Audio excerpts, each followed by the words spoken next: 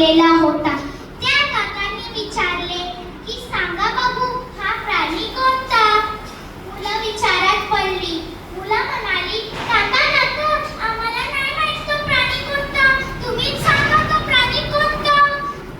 काका म्हणाले, तो प्राणी दुर्बळ आहे. त्याला पाहून मुलं घाबरली आणि काका म्हणाले, अरे घाबरू नका, हा प्राणी तुम्हाला काही नाही करणार. हा प्राणी तुम्हाला काही नाही करणार. तो आजारी आहे, त्याच्यावर उपचार चालू आहे, म्हणून तो असा वागतोय. मुलं ट्रॅक्टर मध्ये बसली आणि पुढे निघाली.